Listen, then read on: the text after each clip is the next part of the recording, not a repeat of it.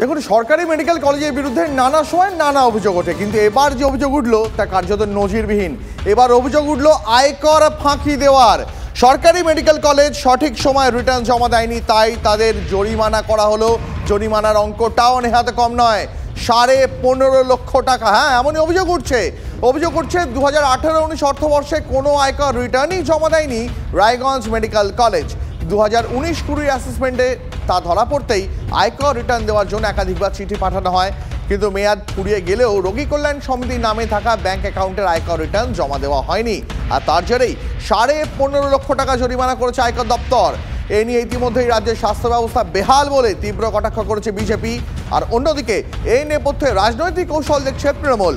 চাপে পড়ে আয়কর দপ্তরের সঙ্গে সমন্বয়ের অভাব বলে দায় এড়ানোর চেষ্টা করছে মেডিকেল কলেজ কর্তৃপক্ষ। 2018-19 সালের অর্থবর্ষে হিসেব না দেওয়ার দরুন প্রায় 15,43,843 টাকা ফাইন দিতে হচ্ছে, পেনাল্টি দিতে হচ্ছে। এই সামান্য হিসেব রক্ষকের কাজ বা হিসেব নিয়ে যদি স্বাস্থ্য দপ্তর, স্বাস্থ্যমন্ত্রী, মাননীয় মুখ্যমন্ত্রী এতটা উদাসীন হতে পারে, তাহলে সাধারণ মানুষের স্বাস্থ্য ব্যবস্থা কোথায় আছে? রাজ্যের স্বাস্থ্যের হাল কোন তিমিরে গিয়ে পৌঁছেছে? এরকম কোনো ব্যাপার আমার জানা নেই, প্রথমত। দ্বিতীয়ত হচ্ছে, এটা যেহেতু government medical college, it's a totally non profit organisation. মূলত পরিষেবা দেওয়া হয়, যেখানে প্রফিটের কোনো ব্যাপার নেই, সেখানে আই ট্যাক্সেরও কোনো ব্যাপার নেই। একটা শোকজ নোটিস এসছে ডিউ টু একটা miscommunication between IT and hospital. মানে অনেক আগের থেকে এই ঘটনাটা, 19-20 ফাইন্যান্সিয়াল ইয়ার থেকে। তো সেটা আমাদের অ্যাকাউন্ট অফিসার দেখছেন এবং প্রপার রেসপন্স করছেন। তথ্য বলছে একবার দুবার নয়, একাধিকবার আয়কর দপ্তরের পক্ষ থেকে নোটিশ করা হয়েছিল মেডিকেল কলেজ কর্তৃপক্ষকে। কিন্তু এতজন সরকারি আধিকারিকের নজর কিভাবে তা এড়িয়ে গেল, যা নিয়ে কিন্তু প্রশ্ন উঠছেই। আর যে কারণে প্রায় 15.5 লক্ষ টাকা আর্থিক জরিমানার মুখে পড়তে হলো এই সরকারি মেডিকেল কলেজ হাসপাতালকে।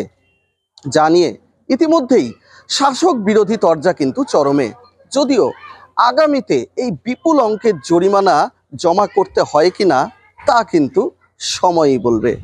উত্তর দিনাজপুর থেকে ক্যামেরায় মৃত্যুঞ্জয়ের সঙ্গে রূপক, TV9 বাংলা। কলেজ আছে কিন্তু শিক্ষক নেই, ফলে রাজ্যের প্রায় শতাধিক বিএড কলেজের পড়াশোনা শিখে উঠেছে।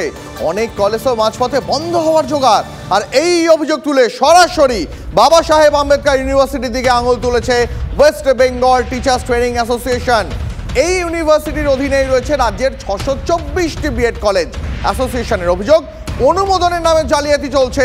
প্রথমে পরিকাঠামোর প্রশ্ন তুলে অনুমোদন বন্ধ করে দেওয়া হচ্ছে, তারপর বিএড কলেজের মালিককে ফোন করে ঘুরপথে লাখ লাখ টাকা তোলা চাওয়া হচ্ছে। অভিযোগ, কলেজের শিক্ষক নিয়োগে ইন্টারভিউয়ের জন্য হাজার হাজার টাকা চাইছে ইউনিভার্সিটি। কলেজগুলোকে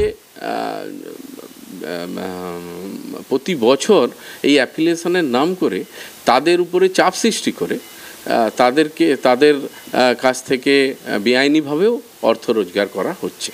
এই ইউনিভার্সিটির অ্যাডমিশন প্রসেস থেকে শুরু করে, রেজিস্ট্রেশন প্রসেস থেকে শুরু করে আপনার পরীক্ষা পদ্ধতি সব কিছুই কিন্তু অনলাইনের মাধ্যমে, সফটওয়্যারের মাধ্যমে জেনারেট হচ্ছে।